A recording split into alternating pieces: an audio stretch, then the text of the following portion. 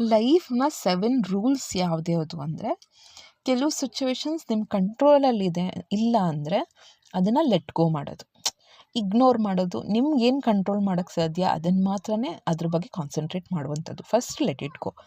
Second ignore ಮಾಡೋದು. ಯಾರು ನಮಗೆ ಇಗ್ನೋರ್ ಮಾಡ್ತಾರೆ, ಹರ್ಟ್ ಮಾಡ್ತಾರೆ, ಜಲಸ್ ಫೀಲ್ ಮಾಡ್ಕೋತಾರೆ, ನಮಗೆ ಒಂದು ನೆಗೆಟಿವ್ ಫೀಲಿಂಗ್ ತರಿಸ್ತಾರೆ, ಅವ್ರನ್ನ ಇಗ್ನೋರ್ ಮಾಡ್ಕೊಳ್ಳೋವಂಥದ್ದು.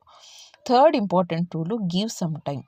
ಏನೇ ಸಿಚುವೇಶನ್ಸ್ ಆದರೂ, ಒಳ್ಳೆಯದಾಗಲಿ ಕೆಟ್ಟದಾಗಲಿ, ಮೀನಾಗಿ ಕೆಟ್ಟದಾದಾಗ ಸ್ವಲ್ಪ ಟೈಮ್ ಅಂತ ಕೊಟ್ಟರೆ ಅದು ಸರಿ ಹೋಗೋ ಚಾನ್ಸಸ್ ತುಂಬಾ ಇರುತ್ತೆ. ಫೋರ್ತ್ ಇಂಪಾರ್ಟೆಂಟ್ ರೂಲ್ ಲೈಫಲ್ಲಿ ಏನು ಅಂದರೆ, ಡೋಂಟ್ ಕಂಪೇರ್. ನಮ್ಮ ಲೈಫ್ ಒಂಥರ, ಬೇರೆ ಲೈಫು ಒಂಥರ, 5 ಬೆರಳು ಒಂದೇ ಥರ ಇರಲ್ಲ. ಸೊ ಲೈಫ್ ಎಲ್ಲ ಒಂದೇ ಆದರೂ ಕೂಡ ಪ್ರತಿಯೊಬ್ಬರಿಗೆ ದೇವರು ಬೇರೆ ಬೇರೆ ಕ್ವಶನ್ ಪೇಪರ್ ಕೊಟ್ಟಿರ್ತಾರೆ.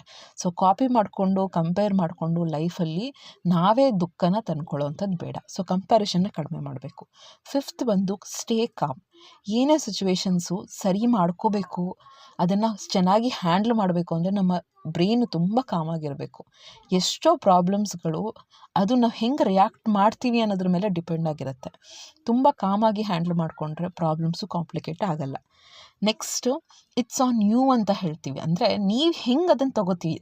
ಎಲ್ಲರೂ ನಮ್ಮ ಸುತ್ತಲೂ ಪಾತ್ರಧಾರಿಗಳು ಏನೇನಿದ್ದಾರೆ ನಮ್ಮ ಲೈಫಲ್ಲಿ, ಒಬ್ಬರು ಒಂದೊಂದು ಥರ ಆ್ಯಕ್ಟ್ ಮಾಡ್ತಿರ್ತಾರೆ.